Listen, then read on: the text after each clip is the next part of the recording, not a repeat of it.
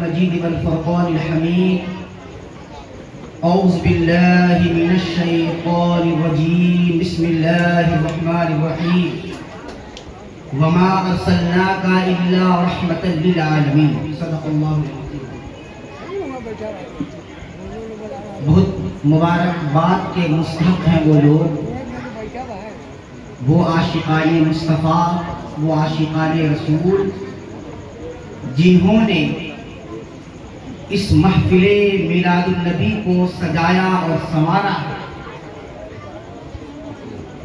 حضرت علامہ ابن حجر مکی الشافعی الہیثمی رحمت اللہ علیہ، جو حرم مکہ کے 34 سال تک حرم مکہ میں مفتی کے خدمات کو انہوں نے انجام دیا. مکہ کے سرزمین پر 34 سال تک مفتی کے فرائض کو انہوں نے انجام دیا. انہوں نے اپنی کتاب النعمت الکبریٰ علی العالم بمولود سید ولد آدم میں رقم تراز ہے. وہ یہ فرماتے ہیں ہم جیسے لوگوں کے بارے میں اور آپ جیسے لوگوں کے بارے میں جنہوں نے اس کا اہتمام کیا ہے اور سجایا اور سنوارا ہے. فرماتے ہیں کہ حضرت ابو بکر صدیق رضی اللہ عنہ نے ارشاد فرمایا من انفق درہما علی قراءۃ مولود النبی صلی اللہ علیہ وسلم کان رفیق فی الجنہ، کہ جس نے محفل میلاد مصطفیٰ صلی اللہ علیہ وسلم کے پڑھنے پر، اس کے اہتمام کو کرنے پر، اس کا نظم و نسق کرنے پر ایک درہم بھی خرچ کیا، کانا رفیق فی الجنہ، وہ جنت میں میرا ساتھی اور دوست ہو. یہ بہت بڑی بات ہے، یہ بہت بڑی نعمت ہے. اب چونکہ آپ کو پتا ہے کہ جنت میں کیٹیگریز ہیں، جنت میں تو سب جائے گا. سرکار نے فرمایا من قال لا الہ الا اللہ دخل الجنہ، کہ جس نے کلمہ لا الہ الا اللہ پڑھ لیا اللہ اس کو جنت میں داخل کرے گا، وہ جنت میں داخل ہوگا. مگر کیسے داخل ہوگا؟ جنت کے اندر جو درجات ہیں، اب اس درجات کو حاصل کرنے کے اپنے الگ ریکوائرمنٹ ہیں، اس کے اپنے الگ ریکوائرمنٹ ہیں. اس کا تقاضا یہ ہے کہ جب آپ کا عمل جیسا ہوگا ویسا ہی کیٹیگری دی جائے گی. تو حضرت ابو بکر صدیق کا جو درجہ ہوگا وہ کیسا ہوگا؟ جو کہ صدیقین میں سے شمار صحابہ، اور صحابہ میں بھی بلند مقام حضرت ابو بکر صدیق فرما رہے ہیں کہ جنت میں میرا ساتھی ہوگا جس نے ایک درہم بھی میلاد کے اہتمام پر خرچ کیا. اور اسی کتاب میں حضرت عمر فاروق کے تعلق حضرت عمر فاروق رضی اللہ عنہ کے بارے میں ارشاد فرماتے ہیں کہ قال عمر فاروق رضی اللہ عنہ من انفق من عظم مولد النبی صلی اللہ علیہ وسلم فقد احیا الاسلام، کہ جس نے اس میلاد مصطفیٰ کی تعظیم کی، اس کا احترام کیا، فقد احیا الاسلام، گویا کہ اس نے اسلام کو زندہ کر دیا. ثبوت مانگتے ہو؟ صحابہ نے کیا، خلفائے راشدین نے کیا، ائمہ مجتہدین نے کیا. کتنے ثبوت کی ضرورت ہے؟ علامہ ابن جوزی نے میلاد مصطفیٰ پر کتاب لکھی. علامہ ابن جوزی نے میلاد مصطفیٰ پر کتاب لکھ ڈالا. اب آئیے بات کرتے ہیں حضرت عثمان غنی کے بارے میں. یہ تو دو دلیل میں نے پیش کی. حضرت عثمان غنی کے بارے میں فرماتے ہیں کہ من انفق علی قراءۃ مولود النبی صلی اللہ علیہ وسلم فکأنما شہد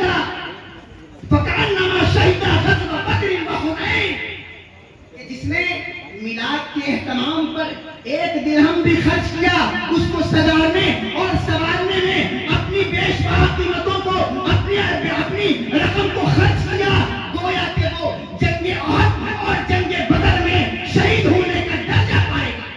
سبحان اللہ، اللہ اکبر. رسالت یا رسول اللہ، عظمت میلاد مصطفیٰ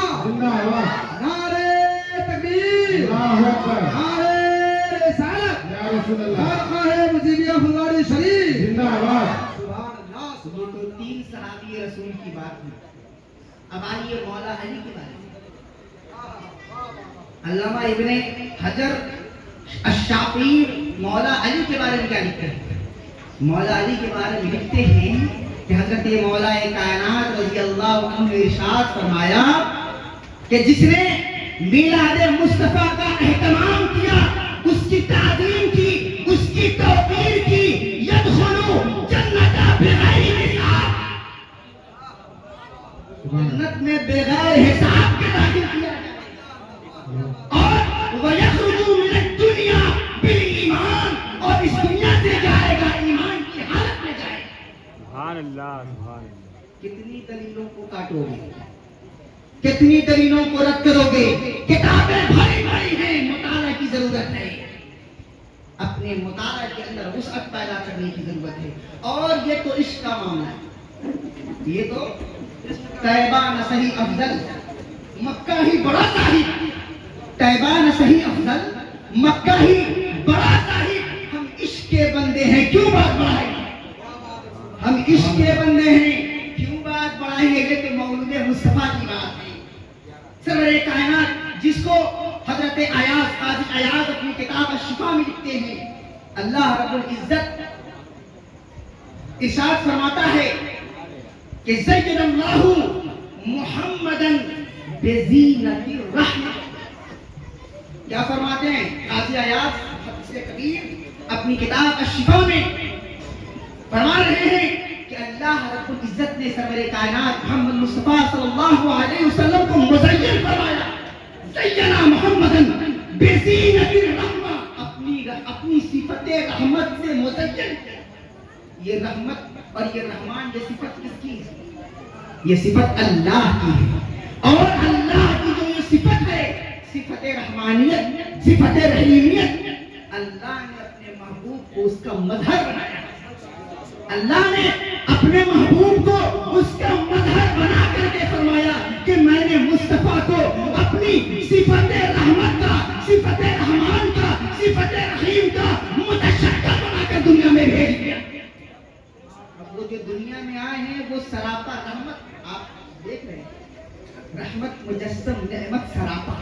موضوع کتنا لاجواب ہے، پر اس موضوع کو ہم قرآن سے سمجھیں، اس موضوع کو ہم قرآن سے سمجھیں گے. میں نے ابھی آپ کے سامنے قرآن کریم کی تلاوت کرنے کا شرف حاصل کیا.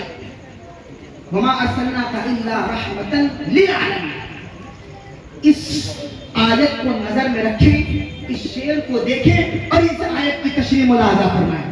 میں زیادہ طویل گفتگو نہیں کروں گا کیونکہ حکم یہ ہوا ہے کہ 12 بجے جلسے کا اختتام کر دیا گیا. تو میں اپنے ٹاپک پر آتا ہوں. رحمت مجسم، نعمت سراپا. اللہ رب العزت ارشاد فرماتا ہے وما ارسلناک الا رحمتا للعالمین. اللہ نے اپنے محبوب کو 2 شانوں کا مجموعہ بنایا، 2 شانوں سے نوازا. پہلا کیا ہے؟ آپ کی پہلی شان یہ ہے کہ آپ کو اللہ نے بدء انبیاء یعنی بدء نبی بنایا. یعنی نبیوں کی ابتدا آپ سے ہو رہی ہے، انبیاء کی ابتدا آپ سے ہو رہی ہے، اور خاتم الانبیاء بنایا. یعنی آپ کو تاجدار بدء نبوت بھی بنایا اور تاجدار ختم رسالت سے بھی فرمایا. لہذا اللہ نے ان 2 عظیم شان سے آپ کو مزین فرمایا اور فرمایا وما ارسلناک الا رحمتا للعالمین. اب غور کریں اس لفظ رحمتن پر، بہت غور سے میری تقریر سماعت کریں تب بات سمجھ میں آئے گی. لفظ رحمتن پر غور کریں. یہاں رحمتن نصب آیا، یعنی اس کے اوپر 2 زبر ہیں. رحمتن اگر اس کے 4 معنی ہیں، مگر میں علامہ آلوسی اپنی تفسیر میں 2 معنی کی وضاحت کرتے ہیں. حالانکہ علامہ قرطبی نے 4 لکھا ہے، مگر میں آپ کے سامنے خلاصے کے طور پر جو زیادہ اس موضوع کے مناسبت سے ہے، میں صرف 2 تشریح کروں گا اور 2 تفسیر بیان کروں گا. رحمتن للعالمین. اگر رحمتن کو مفعول لہو مان لیا جائے، حالانکہ یہ علمی چیزیں ہیں، وہ مفعول لہو آپ نہیں سمجھ پائیں گے، اس کو آپ اسکپ کر دیجئے. اتنا سمجھیے اگر اس کو مفعول لہو مان کر اس کو دو زبر دیا جائے تو میننگ کیا ہوگا, اس کا مطلب کیا ہوگا؟ وما ارسلناک الا رحمتا للعالمین. اے محبوب ہم نے آپ کو سارے جہان کے لیے, سارے عالم کے لیے رحمت بنا کر بھیجا. اگر یہاں پر مفعول لہو مانیں گے تو معنی یہ ہوگا اے محبوب میری جو صفت رحمانیت ہے, میری جو صفت رحیمیت ہے, میں اس کو آپ کے لیے ایک واسطہ کے طور پر بنا کر بھیج رہا ہوں. یعنی آپ کو اپنے رحمان کا ذریعہ اور وسیلہ بنا کر دنیا میں مبعوث کرنا. اے محبوب آپ کو میں اپنی رحمت کا ذریعہ بنا کر بھیج رہا ہوں. ایک یہ میری رحمت کا ذریعہ, واسطہ, یعنی اللہ رحمان, اللہ رحیم ہے. اب اللہ اپنی رحمت اور اپنے رحمان جس کو اللہ کی رحمت کی ضرورت پڑے گی, اللہ وہ رحمت اپنے محبوب کے وسیلے اور توسط سے لوگوں کے تک پہنچائے گا. بات سمجھ میں آئی؟ ڈائریکٹ نہیں پہنچائے گا, وسیلے کے ذریعے پہنچائے گا. اللہ تو مخلوق سے ڈائریکٹ بات نہیں کرتا,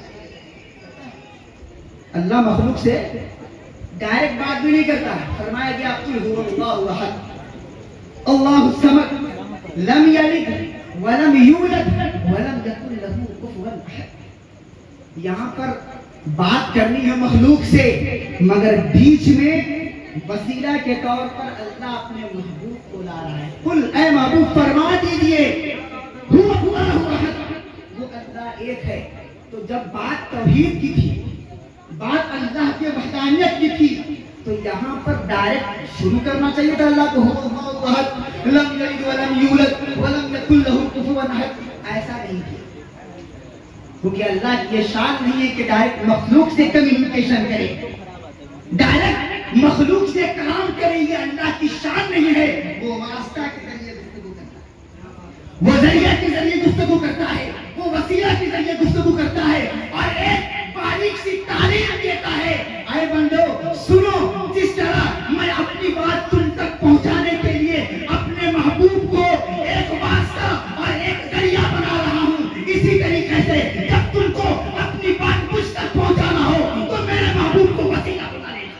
سبحان اللہ, سبحان اللہ. نعرہ تکبیر, اللہ اکبر. نعرہ رسالت, عظمت رسول, نعرہ تکبیر, نعرہ رسالت, خالق عالم بنا مولانا لائق احمد قادری کلکتوی.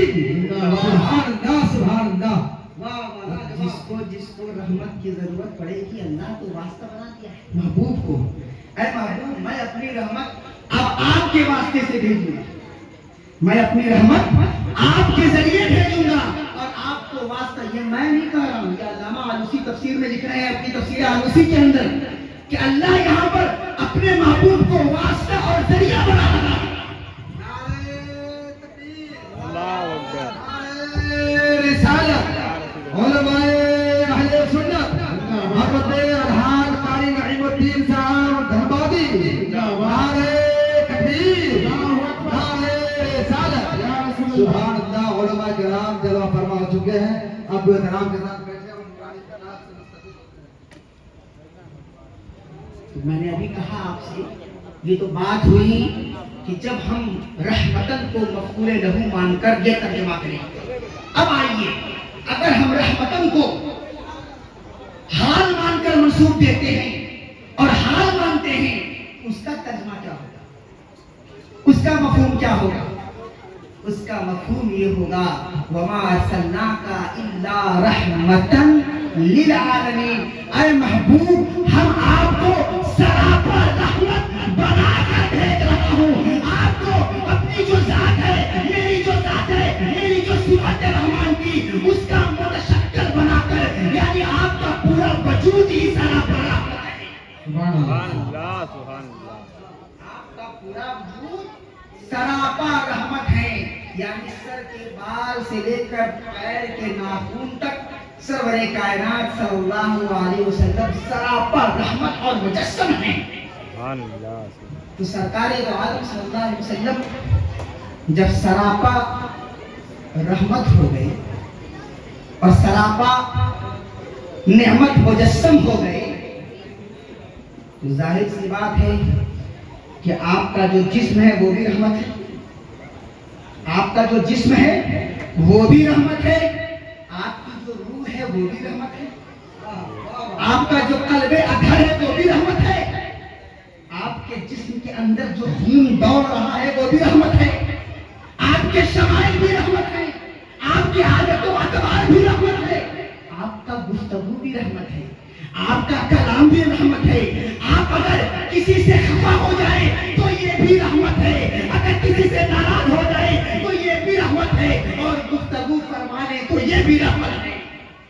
آپ کا آنا بھی رحمت، اس دنیا میں آپ کا آنا بھی رحمت، اور اس دنیا سے آپ کا جانا بھی رحمت۔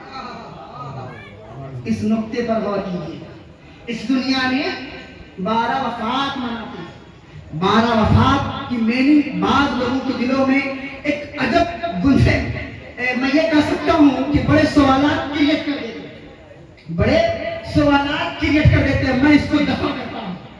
سرور کائنات صلی اللہ علیہ وسلم نے ارشاد فرمایا، الشفا میں قاضی ایاز لکھتے ہیں، سرور کائنات صلی اللہ علیہ وسلم ارشاد فرماتے ہیں، حیاتی خیر لکم، حیاتی خیر لکم ومماتی خیر لکم، میری حیات، میری زندگی بھی تمہارے لیے رحمت ہے، اور میرا وفات، میری وفات بھی تمہارے لیے رحمت ہے، میری وفات بھی تمہارے لیے رحمت ہے، کیوں؟ تُعْرَضُ عَلَيَّ أَعْمَالُكُمْ، سمجھ رہے ہیں بات؟ سرکار نے فرمایا تُعْرَضُ عَلَيَّ أَعْمَالُكُمْ، تمہارے اعمال ہمارے سامنے پیش کیے جاتے ہیں، تمہارے جو اعمال ہیں، اب وہ اعمال چاہے اچھے ہوں چاہے برے ہوں۔ محدثین نے لکھا ہے، حدیث شریف میں ہے کہ ہر روز شام کے وقت اللہ کے رسول کی جو امتی ہیں، امتیوں کا معاملہ سرکار کی بارگاہ میں پیش کیا جاتا ہے، سرکار کی بارگاہ میں پیش کیا جاتا ہے۔ تو اب یہاں پر غور کریں کہ سرکار جیسے صحابہ کے درمیان موجود تھے ویسے آج بھی موجود ہیں۔ اب کہیں گے یہ آپ نے کہاں سے لکھا اور یہ آپ کہاں سے بول رہے ہیں؟ خود قرآن اشارہ کر رہا ہے، خود قرآن اشارہ کر رہا ہے، وَمَا كَانَ اللَّهُ لِيُعَذِّبَهُمْ وَأَنْتَ فِيهِمْ، غور کیجیے گا قرآن کی آیت، وَمَا كَانَ اللَّهُ لِيُعَذِّبَهُمْ وَأَنْتَ فِيهِمْ وَمَا كَانَ اللَّهُ مُعَذِّبَهُمْ وَهُمْ يَسْتَغْفِرُونَ، کہ اللہ کی یہ شان نہیں ہے، اللہ کو یہ جگہ نہیں ہے، یہ اللہ کی شان کے منافی ہے کہ اے محبوب آپ موجود ہو، انت فیہم، آپ امتیوں کے درمیان موجود ہو اور میں عذاب نازل کروں، یہ اللہ کے شایان شان نہیں ہے۔ مطلب یہ ہے اے محبوب جب تک آپ میری امت کے درمیان رہیں گے میں اس وقت تک اپنے عذاب کو روک لوں گا، اس وقت تک اپنے عذاب کو روک لوں گا، کیونکہ عذاب اور رحمت دونوں ایک ساتھ کبھی نہیں آتے۔ غصہ اور غصے کے شفقت، غصہ اور شفقت بیک وقت دونوں موجود نہیں ہو سکتا۔ عذاب آ جائے رحمت کے ہوتے ہوئے یہ منافی ہے، ایک دوسرے کی ضد ہے، عذاب ہوگا تو رحمت نہیں ہوگی۔ اے محبوب اگر رحمت ہوگی تو میں عذاب نہیں بھیجوں گا، اور عذاب بھیجنا ہوگا تو رحمت ہٹا لوں گا۔ وَمَا كَانَ اللَّهُ لِيُعَذِّبَهُمْ وَأَنْتَ فِيهِمْ، اس لفظ پر غور کرنا ہے، وَأَنْتَ فِيهِمْ، کہ میں اللہ کی شان نہیں ہے، یہ اللہ کے شان کے خلاف ہے کہ وہ عذاب نازل کر دے اس حال میں کہ محبوب امتی کے درمیان موجود ہو۔ اور آگے فرما رہا ہے دو چیز ہیں، دو چیزوں کی وجہ سے اللہ اپنے عذاب کو روک لیتا ہے۔ وہ عذاب کون سا؟ جو عذاب عاجل ہے، جو فوراً گرفت، جیسے دیگر انبیاء کے امتیوں کے ساتھ ہوا۔ انبیاء آئے، سارے انبیاء آئے اور آنے کے بعد اللہ کی وحدانیت کی تعلیم دی، لوگوں کو کلمہ پڑھایا، جنہوں نے مان لیا جنت کی خوشخبری دی، اور جنہوں نے نہیں مانا تو کیا ہوا؟ جنہوں نے نہیں مانا تو کیا ہوا؟ یہ تو شاید آپ کو بھی پتا ہوگا کہ جنہوں نے نہیں مانا اللہ نے ان کے چہرے کو مس کر دیا، جنہوں نے نہیں مانا اللہ نے پتھروں کی بارش اٹھا دی، جنہوں نے نہیں مانا ان کے چہرے خنزیر کے چہرے ہو گئے، جنہوں نے نہیں مانا اللہ نے آسمان سے عذاب نازل کر دیا۔ کیا ابھی ایسا ہوتا ہے؟ ابھی ایسا ہوتا ہے؟ ہو سکتا ہے کہ ذہن میں یہ سوال آئے کہ یہ جو آیت ہے کہ وما کان اللہ لیعذبہم وانت فیہم، اس کا تعلق صحابہ کرام کے دور سے ہو، یہ سوال ذہن کے اندر آ سکتا ہے۔ تو یہ بتائیے تو کیا اب عذاب نازل ہو رہا ہے؟ اب عذاب نازل ہو رہا ہے؟ اب دوسری آیت کی طرف آئیے، وَكَيْفَ تَكْفُرُونَ وَكَيْفَ تَكْفُرُونَ وَأَنْتُمْ تُتْلَى عَلَيْكُمْ آيَاتُ اللَّهِ وَفِيكُمْ رَسُولُهُ، کہ تم کیسے گمراہ ہو جاؤ گے، تم کیسے گمراہ ہو جاؤ گے، تم کیسے کفر کر لو گے جبکہ میرا محبوب تمہارے درمیان ہے اور تمہارے سامنے اللہ کی آیت کو پڑھ کر سنایا جاتا ہے۔ تُتْلَى عَلَيْكُمْ آیاتُ اللَّهِ، اللہ کی آیتوں کی تلاوت کی جاتی ہے، کیا گیا نہیں، تلاوت پہلے کی گئی نہیں، کی جاتی ہے اور کی جاتی رہے گی۔ اب یہاں پر غور کرنے کا مقام ہے کہ اگر یہ سمجھیں کہ اس آیت کے مخاطب صحابہ کرام تھے تو پھر اللہ، اس کا مطلب یہ ہے کہ اس وقت قرآن کی آیت کی تلاوت کی جاتی تھی اور ابھی نہیں کی جاتی۔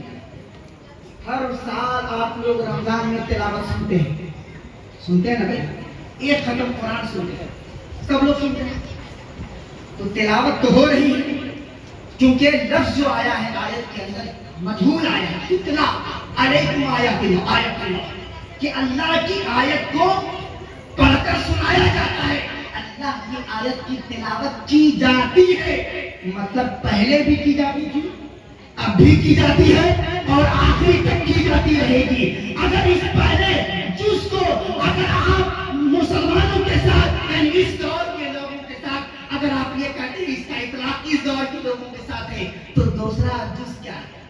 وَأَنْتَ فِيهِمْ، اے محبوب تلاوت تو کی جاتی ہے اور اس کے ساتھ وَفِيهِمْ رَسُولُهُ، اور اس کا رسول بھی ان کے درمیان ہے، ان کا رسول بھی ان کے درمیان ہے، یعنی اللہ کے رسول موجود ہیں۔ اگر آپ نہیں مانیں گے کہ اللہ کے رسول موجود نہیں ہیں تو پہلے جس کا ترجمہ اور تشریح کیا کریں؟ پھر یہی ہوگا کہ یہ قرآن کا مکمل اس کا اطلاق صحابہ کے دور میں صحابہ سے ہوا تو پھر قرآن تو بے معنی ہو جائے گا، اس کی کوئی معنویت ہی باقی نہیں رہے گی۔ اس لیے پہلے جس کو جب آپ قیامت تک کے لوگوں پر تکبیر دیتے ہیں تو لہذا آپ کے لیے ضروری ہے کہ دوسرے جس کو بھی ماننا ہوگا وفیہم رسولہ، کہ اللہ کا رسول آپ کے درمیان موجود ہے۔ کیا میں نے حدیث پیش کیا کہ تمہارے اعمال تو رسول علیہ اعمالکم، کہ تمہارے اعمال میرے سامنے پیش ہوتے ہیں، تو جب میں تمہارے اعمال کو دیکھتا ہوں اور اعمال اچھے ہوتے ہیں تو میں خوش ہوتا ہوں، جب اعمال اچھے ہوتے ہیں تو میں خوش ہوتا ہوں، اور جب زیادہ گناہ دیکھتا ہوں، اعمال غلبہ دیکھتا ہوں تو تمہارے لیے دعا کرتا ہوں اور تمہارے گناہوں کو مٹاتا ہوں۔ یعنی اللہ کے رسول جب ظاہری جسم و جان کے ساتھ اس دنیا میں موجود تھے، لوگوں کے سامنے موجود تھے، تو اس وقت بھی آپ کی رحمت اتنی وسیع تھی کہ آپ لوگوں کے ساتھ خیر کا معاملہ کر رہے تھے، اور بعد الوفات بھی اپنی امتی کی اتنی فکر ہے کہ جب اعمال پیش ہو رہے ہیں تو اللہ سے ان اعمال کو اللہ کے رسول اللہ سے دعا کر کے اور آپ کے اندر جو کمی ہے اس کمی کے لیے اللہ کے رسول اللہ سے دعا کر رہے ہیں اور گناہوں کو مٹا رہے ہیں۔ تو یہ ایسے رحمت والے ہیں کہ دنیا میں رہے لوگوں کے سامنے، آنکھوں کے سامنے ظاہری جسم کے ساتھ تو بھی رحمت برسائے، تو بھی رحمت کا معاملہ کیے، اور بعد الوفات حیاتی خیر لکم و مماتی خیر لکم، کہ میری حیات بھی تمہارے لیے رحمت ہے اور میری وفات بھی تمہارے لیے رحمت ہے۔ اور ایک اور چیز کہ اللہ رب العزت نے جو آپ کو رحمت للعالمین بنایا ہے، یہاں پر لفظ پر غور کیجیے گا، رحمتن استعمال ہوا، یعنی اللہ کے رسول صلی اللہ علیہ وسلم فرما رہے ہیں کہ اللہ تعالیٰ کہتا ہے کہ ان اللہ خلق الرحمہ یوم خلقها مئۃ رحمت، کہ جب اللہ نے 100 رحمتیں اللہ نے تخلیق فرمائی، لیکن 100 رحمتیں اللہ نے 100 رحمتیں تخلیق فرمائی، وَأَمْسَكَ عِنْدَهُ 99 رحمتاً، اور 99 رحمت اللہ نے اپنے پاس روک لیا۔ امسکا عِنْدَهُ، اللہ نے سرور کائنات صلی اللہ علیہ وسلم کی جو 99 رحمت ہے وہ اپنے پاس روک لیا۔ کب کے لیے؟ کس وقت کے لیے؟ اور کہا کہ ارسل فی خلقہ رحمتا واحدہ، کہ میں نے ایک رحمت بھیجا اس دنیا میں، اپنے محبوب کی شان جو شان رحیمیت ہے، بس ایک رحمت دنیا میں بھیجا۔ اور حد تو یہ ہے کہ اللہ کے رسول کی جو ایک رحمت ہے، شان رحمت ہے، وہ بھی برداشت نہیں ہو پا رہا، وہ بھی ہضم نہیں ہو پا رہا ہے، اور لوگ آپ کی شان کی حد بندی کرنے لگے، اور کہا کہ اگر اس سے زیادہ تعریف کر لیے تو اللہ تک پہنچ گیا۔ لا يمكن الثناء كما كان حقه بعد الخلا بزرگ، کہ آپ کی تعریف تو کوئی کر ہی نہیں سکتا، ممکن ہی نہیں ہے کہ اللہ کے رسول کی تعریف بالاستعانہ مخلوق کر لے۔ اللہ نے تعریف کی ہے، محمد نام رکھا ہے، تو 99 رحمت اللہ نے اپنے محبوب کی اپنے پاس روک لیا۔ وہ امسکا 99 رحمہ، 99 رحمت اللہ نے اپنے محبوب کی اپنے پاس رکھ لیا۔ کس وقت؟ بس اس چیز کو بیان کروں گا اور اپنی گفتگو ختم کر دوں گا۔ 99 رحمت اللہ نے اپنے محبوب کی روک لی، کس وقت کے لیے؟ میدان محشر جب اللہ قائم کرے گا تو اس وقت 99 رحمت کا مشاہدہ اپنے بندوں سے کرا کر اپنے محبوب کی شان دکھائے گا۔ 99 رحمت اپنے بندوں کو دکھا کر کے اپنے محبوب کی شان رحیمیت دکھائے گا، اور آپ کی شان کا مظاہرہ کرے گا اپنے بندوں کے درمیان، تو اس کی جھلک ذرا غور کرے حدیث کی روشنی میں۔ سرور کائنات صلی اللہ علیہ وسلم، بخاری شریف کی حدیث ہے، سرور کائنات صلی اللہ علیہ وسلم میدان محشر میں سجدہ ریز ہوں گے۔ کیا ہوں گے؟ سجدہ ریز ہوں گے اور رو رہے ہوں گے، یا حبلی امتی، یا رب حبلی امتی، یا رب حبلی امتی، یا رب حبلی امتی۔ امت کی فکر پریشان کر رہی ہوگی، سجدہ ریز ہوں گے، پر اللہ کو کہاں گوارا کہ محبوب سر جھکا دے؟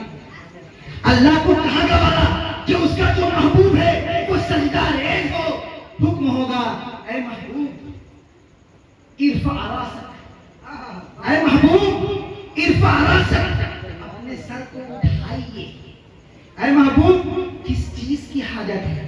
آپ چاہتے کیا ہیں؟ ارادہ کیا ہے؟ منشا کیا ہے؟ کیوں رو رہے ہیں؟ سر پر سجود کیوں ہے؟ معاملہ کیا ہے؟ ہم نے تو آپ سے وعدہ کیا ہے۔ کیا وعدہ کیا ہے؟ ہم نے آپ سے وعدہ کیا ہے، وَلَسَوْفَ يُعْطِيكَ رَبُّكَ فَتَرْضَىٰ، اے محبوب ہم آپ کو اتنا عنایت کریں گے، اتنا عنایت کریں گے کہ آپ راضی ہو جائیں گے۔ اے محبوب جو میں نے دنیا میں وعدہ کیا تھا، آج اس کے وفا کا دن ہے، آج اس کے وفا کا دن ہے۔ اے محبوب سر اٹھائیے، ارفع راسک فذهب، جائیے، اخرج، سبحان اللہ، اے محبوب جائیے، نکال لائیے جو آپ کے امتی ہیں، اگر رتی برابر بھی ان کے دل میں ایمان ہے۔ سرور کائنات صلی اللہ علیہ وسلم کی شان رحمت دیکھیے، 99 رحمت اللہ نے سیو کر رکھا تھا اپنے محبوب کے لیے۔ 99 رب رحمت اللہ نے سیو کر رکھا تھا، اس کی جھلک دکھلا رہا ہوں حدیث کے روشنی میں۔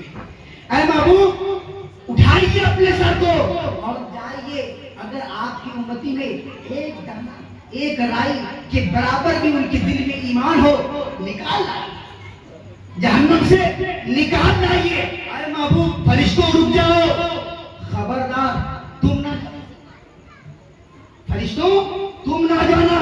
کیوں نہ جائیں؟ محبوب آپ جائیے۔ کیوں؟ کیونکہ اگر آپ جائیں گے اور ان کو باہر نکالیں گے، وہ جنت میں جائیں گے، اور جب جنت میں جائیں گے تو ان کو یہ ریئلائز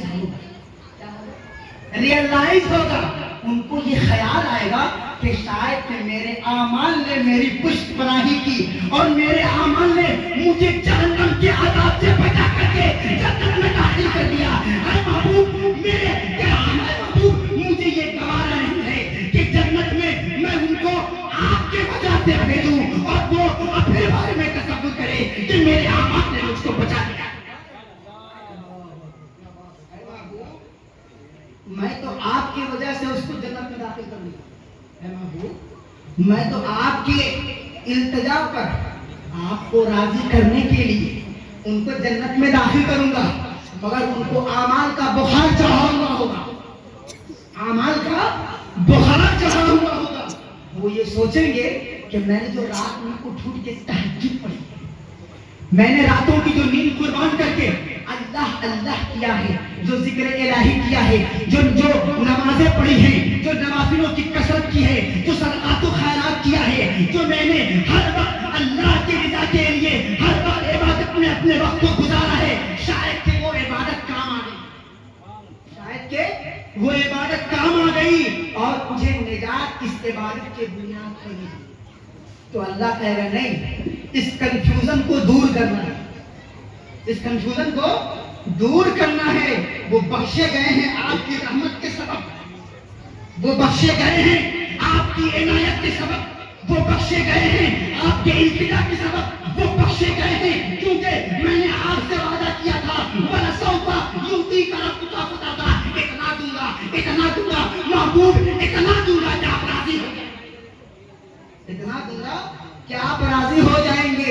اس لیے محبوب آپ جائیں تاکہ وہ آپ کو اپنی آنکھوں سے دیکھ لیں کہ نکال کون رہا ہے، تاکہ وہ اپنی آنکھوں سے دیکھ لیں کہ نکال کون رہا ہے۔ اس کے بعد سرور کائنات فخر موجودات صلی اللہ علیہ وسلم ان امتیوں کو جہنم سے نکالیں گے، اور نکالنے کے بعد جنت میں جب داخل کریں گے تو چونکہ جہنم سے نکلے ہیں تو جنت میں تو لوگ پہلے سے ہوں گے، جنت میں لوگ پہلے سے ہوں گے، اور جب ان کو دیکھیں گے آتا ہوگا تو پتہ ہے کیا بولیں گے؟ کمنٹس کرتے ہیں نا لوگ، کمنٹس کرتے ہیں، وہاں بھی کمنٹس ہوگا، وہاں بھی کمنٹس ہوگا کہ یہ دیکھو یہ جہنمی ہے، بخشوا کر کے آ رہا، ارے دیکھو یہ جہنمی ہے، لیبل جہنمی کا لگا ہوا ہوگا، پکڑے کیسے جائیں گے، وہ پہچانے کیسے جائیں گے؟ کیونکہ جہنم کے جو عذاب ہیں، اس عذاب کے اثرات ان کے ظاہری جسم پر نظر آ رہے ہوں گے، جلا ہوا جو جسم ہوگا وہ دکھ رہا ہوگا، تو اس کو دیکھ کر وہ پہچان جائیں گے کہ یہ ابھی لگتا ہے ان کی نجات ہوئی ہے، تو ان کو یہ چیز ظاہر سی بات ہے کسی کو اچھا نہیں لگے گا۔ مثال کے طور پر ایک شخص گریجویشن کر رہا ہے اور لاسٹ ایئر میں بیک لگ گیا، اب ظاہر سی بات ہے بیک لگ گیا ہے تو ایگزام پھر سے دے گا، اب وہ جب گیا ایگزام دینے کے لیے، یا فرسٹ ایئر میں کیا لگ گیا، اس کا بیک لگ گیا، فرسٹ سیمسٹر میں بیک لگ گیا، اب وہ ایگزام دینے لگ گیا، اب وہ کس کے ساتھ بیٹھے گا؟ ان طلباء کے ساتھ بیٹھے گا جو کیا ہے، فریشر ہے، کیا ہے، فریشر ہے، ان کا بیک ملے گا، ان کے ساتھ جب وہ بیٹھیں گے تو وہاں بھی کمنٹس ہوتا ہے، جن کا بیک لگا ہوگا ان کو ضرور یہ بات سمجھ میں آ رہی ہوگی، اللہ کا فضل ہے میرا نہیں لگا، میرا بیک نہیں لگا ہے، نکلتا چلا گیا۔ جب جامعہ ملیہ یونیورسٹی میں تھا الغرض، تو میں یہ کہہ رہا تھا کہ جب بیک لگتا ہے تو جو لوگ ایگزام دینے نیو ہیں، فریشر ہیں، وہ پوچھتے ہیں کہ کیا ہوا، فیل ہو گئے کیا ہوا، پیپر رک گیا تھا، کیسے ہو گیا، کیا ہوا، اب پوری تفصیل جاننے کی کوشش کرتے ہیں، اور اس کے بعد اس کا استہزاء کرتے ہیں, مذاق اڑاتے ہیں, کمنٹس ہوتا ہے. اگر گرلس کو ایجوکیشن ہے, اگر کیا ہے کو ایجوکیشن ہے, تو گرلس اور بوائز دونوں ایک ساتھ ہوں گے. تو وہاں ایک طرف گرلس بھی مذاق اڑائیں گی اور ایک طرف بوائز بھی. پتہ یہ چلا, وہ سوچے گا, دعا کرے گا, اللہ اللہ کر کے فرسٹ سیمسٹر میرا جو بیک لگا تھا وہ پار ہو جائے, دوبارہ بیک نہ لگے, منہ دکھانے کے لائق کرے گی. یعنی وہ بہت گلٹی فیل کرے گا. کیا کرے گا؟ گلٹی فیل کرے گا, اس کو اچھا نہیں لگے گا. تو ویسے ہی جو جہنمی جنت میں آئیں گے وہ گلٹی فیل کرے گا. کیا فیل کرے گا؟ گلٹی فیل. ان کو اچھا نہیں لگے گا. جنت میں تو آ گئے, مگر لیبل جو لگا ہوا ہے جہنمی کا, کاش کہ یہ بھی ختم ہو جائے, کاش کہ یہ بھی ختم ہو جاتا. تو وہ اللہ سے دعا کریں گے, تو اللہ کہے گا نجات تو محبوب نے دلائی, نجات تو محبوب نے دلائی ہے, لہذا یہ لیبل بھی محبوب ختم کریں گے. یہ لیبل بھی محبوب ختم کریں گے, لہذا لیبل ختم کر دیا جائے گا. یعنی جو اثرات ہیں اس کو ختم کر دیا جائے گا, تو پتہ ہی نہیں چلے گا. تو یہ معاملہ ہوتا ہے. ایک شان رحمت, ایک سرور کائنات صلی اللہ علیہ وسلم کی شان رحمت کا اظہار ہوگا. اب آگے آئیے, آخرت میں جو 99 شانوں کا اظہار ہوگا. ایک اور بیان کروں گا حدیث کی روشنی میں, متفق علیہ حدیث ہے, مسلم میں بھی ہے اور بخاری شریف کے اندر بھی ہے, کہ ایک بار اللہ اپنے محبوب سے گفتگو فرما رہا ہے. کیا کر رہا ہے؟ ہم کلام تھا. اور جب محبوب اور محب کی گفتگو ہوتی ہے تو بڑا نرالا انداز ہوتا ہے, بڑا نرالا انداز ہوتا ہے. اللہ کا رہا تھا, ہے محبوب بتائیے کیا کریں آپ کی امت کے ساتھ, اے محبوب بتائیے کیا کریں ان کا. تو اللہ کے رسول فرماتے ہیں اللہ تو رب ہے, جو چاہے کر, تیرا اختیار ہے. نہیں محبوب, ہم نہیں, آپ بولیے. ہم نہیں, آپ لوگ, آپ بولیے. خدا چاہتا ہے رضائے محمد, خدا چاہتا ہے رضائے محمد. محبوب ہم نہیں بولیں گے, بولنے کا وقت تو آپ کا ہے. آپ بولیے گا اور ہم پورا کریں گے, آپ بولیے گا ہم تکمیل کریں گے. محبوب آپ بولیے کیا کریں.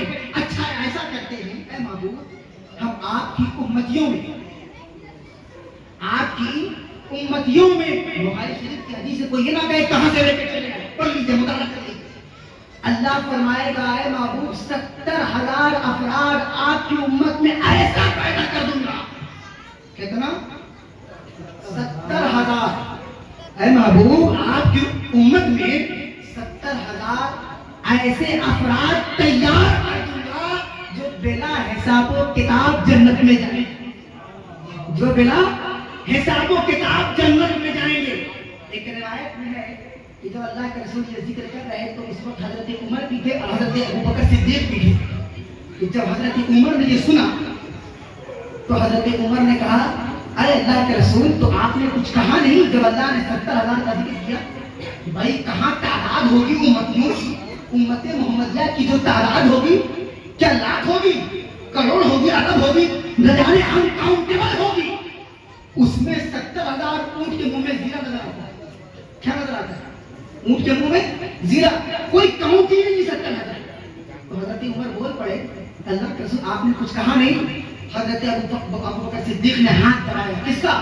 حضرت عمر کہے رکو, کیوں ایکسائٹڈ ہوتے, محبوب کو بولنے دو, سرکار کو بولنے دو, آگے دیکھو کیا فرما رہے ہیں. ایسا ہوتا ہے نا جب کوئی اچھی چیز کو ذکر کر رہا ہوتا ہے تو وہ چیز بڑا مزہ آتا ہے سننے میں, تو بغل والے دوسرے تیسرے ایکسائٹڈ ہو کر کہتے ہیں اور کیا ہوا, آپ نے ایسا نہیں کہا, آپ نے یہ نہیں کہا, آپ نے وہ نہیں کہا. وہ پوری بات سنتے نہیں ہیں مگر ایکسائٹمنٹ میں بول جاتے ہیں. تو ایکسائٹمنٹ میں بول پڑے حضرت عمر. ابوبکر صدیق نے ہاتھ دبایا, رکو بیٹھو, کیا کر رہے ہیں, دیکھو نا محبوب کیا کر رہے ہیں, آگے بھی تو سنو. سرکار ارشاد فرماتے ہیں میں نے اللہ رب العزت سے کہا فزد ہوں کیا ہوگا 70,000. اے اللہ اور اضافہ کر, اے اللہ اور اضافہ کر. اللہ اپنے محبوب کی اس لاڈ کو دیکھ رہا ہے اور دیکھ کر کے خوش ہو رہا تھا. بات تو محبوب و محب کی ہے نا, انداز گفتگو الگ ہو, وہ انداز ہی الگ ہے. تو محبوب کے لاڈ کو دیکھ رہا تھا. جب اللہ کے رسول نے کہا کہ اور اضافہ کیا جائے 70,000 میں کیا ہوگا, اللہ نے کہا ٹھیک ہے اے محبوب کیوں پریشان ہوتے ہیں؟ وعدہ تو کر ہی رکھا ہے. لیجئے 70,000 میں سے ہر 1000 ایسا پیدا کروں گا جو 70,000 لوگوں کو بلا حساب و کتاب جنت میں داخل کرے گا. نعرہ تکبیر، اللہ اکبر. نعرہ رسالت، نعرہ شافع بشر، نعرہ تکبیر، نعرہ رسالت. رحمت مصطفیٰ دیکھیے، کہا کہ 70,000 تو چھوڑیے، 70,000 میں سے بھی ہر 1,000 ایسا ہوگا جو اپنے ساتھ 70,000 لوگوں کی مغفرت کر کے بلا حساب و کتاب جنت میں داخل کرے. اس کے بعد اللہ کے رسول نے اس پر بھی بس نہیں کیا، کہا فضل اور بڑھایا جائے. اتنا میں کیا ہوگا اور ایڈ کیا جائے اس میں کچھ. ارے بھائی اللہ کے پاس تو اختیارات ہے، خزانہ اس کے پاس ہے، وہ رحمان دنیا ہے، رحیم آخرت ہے، وہ جو چاہے کر سکتا ہے، اس کے اختیار ہے. وہ چاہے تو سب کو معاف کر دے، وہ چاہے تو سب کو معاف کر دے. جب محبوب نے پھر سے التجا کیا تو اللہ نے کہا اے محبوب کیوں پریشان ہوتے ہو، گھبراؤ مت. آپ کی امت میں 70,000 میں سے ہر واحد، ہر ایک انڈیویجول ایسا ہوگا جو اپنے ساتھ 70,000 لوگوں کو بلا حساب و کتاب جنت میں داخل کرے گا. سبحان اللہ، سبحان اللہ. رحمت دیکھیے، کرتے رہیے. کون سرکار کے رحمت کا کون کر سکتا ہے؟ بے شمار رحمت للعالمین ہے. تو یہ رحمت صرف مسلمانوں کے لیے نہیں، یہ رحمت جو مسلمان نہیں ہیں ان کے لیے بھی ہے. کیونکہ سرور کائنات صلی اللہ علیہ وسلم کسی پارٹیکولر پرسن کے لیے، کسی پارٹیکولر کمیونٹی کے لیے پروفیٹ بنا. آپ کی مرضی کسی پارٹیکولر کمیونٹی کے لیے نہیں تھی، بلکہ آپ کی جو مرضی ہے، آپ کی جو رحمت ہے اور کمیونٹی کے لیے. اس میں کوئی تفریق نہیں، اس میں کوئی تفریق نہیں. لہذا کیونکہ فرمایا گیا ہے اے محبوب انت فیہم، آپ ان کے درمیان ہیں. وما کان اللہ لیعذبہم، اللہ کی یہ شان نہیں کہ گرفت کرے. اگر اللہ کا انکار بھی کرے گا تو گرفت نہیں کروں گا جب تک دنیا قائم ہے، جب تک میدان محشر قائم نہیں ہو جاتا. چھوڑ دیتا رہوں گا، چھوڑتا رہوں گا اور دعا کرتا رہوں گا کہ ہو سکتا ہے کہ ایمان کی دولت سے سرفراز ہو جائے. وقت دیتا رہوں گا، چھوڑ دوں گا، گرفت نہیں کروں گا، کیونکہ انت فیہم، آپ ان کے درمیان. تو سرکار کی یہ رحمت ہے، یہ رحمت کسی خاص لوگوں کے لیے نہیں، کسی خاص جماعت کے لیے نہیں، سب کے لیے ہے. کیونکہ آپ بنا کر کے رحمت للعالمین بھیجے گئے. اور ایک اور حدیث جو اسی کے بعد کی تائید کے طور پر ہے، سرور کائنات صلی اللہ علیہ وسلم نے فرمایا اچھا یہ رحمت جو اللہ کے رسول کو عطا کی گئی، کیا یہ کسی اسٹرگل کی بنیاد پر تھا؟ یہ جو اچیومنٹ تھا رحمت کا، آپ نے جو رحمت کو ارن کیا، کیسے کیا؟ ایفرٹ لگایا، زور لگایا، کوشش کی؟ نہیں. اللہ کے رسول سے کہا گیا یہ رحمت آپ کیسے ہیں، کیسے آپ کو رحمت للعالمین بنا دیا گیا؟ فرمایا گا انما انا رحمت، میں کچھ نہیں ہوں. انما حسر کے لیے جو اہل علم ہے وہ سمجھ رہے ہیں. جیسے فرمایا گیا وما ارسلناک الا رحمت للعالمین، اے محبوب ہم نے آپ کو نہیں بھیجا. پہلے نفی کی گئی، پھر اس بات یعنی نہیں بھیجا مگر رحمت للعالمین بنا کر. ویسے ہی یہ نفی اور اس بات جملے کی شکل میں ہے، یہاں پر ایک ورڈ کی شکل میں ہے. انما انا رحمت مہدات، میں کچھ نہیں ہوں، بس وہی ہوں جو میں بیان کرنے جا رہا ہوں. میں کچھ نہیں ہوں، بس ایک رحمت کا مجسم. اب وہ رحمت جو مجھے بنا کر بھیجا گیا ہے یہ کسی افیکٹ کی بنیاد پر نہیں، یہ کسی اسٹرگل کی بنیاد پر نہیں، یہ میں نے اچیومنٹ اپنے زور سے نہیں کیا. مہدات، مجھے بنایا ہی ایسے گیا ہے. مہدات انما انا رحمت مہدات، یہ جو رحمت بنا کر مجھے بھیجا گیا ہے، یہ رحمت مجھے عطا کیا گیا ہے. یہ ہدیہ سے ہے، یعنی مہدات یہ مجھے عطا کیا گیا ہے. میری تخلیق ہی اسی شان کے ساتھ ہوئی ہے، تخلیق ہی اسی شان شان کے ساتھ ہوئی ہے، یعنی آپ کی شان ہے رحمت للعالمین، وما ارسلناک الا رحمت للعالمین۔ اللہ تعالیٰ ہمیں اور آپ کو کہنے سننے سے زیادہ عمل کی توفیق عطا فرمائے۔ وآخر دعوانا ان الحمد للہ رب العالمین۔ السلام علیکم ورحمۃ اللہ وبرکاتہ۔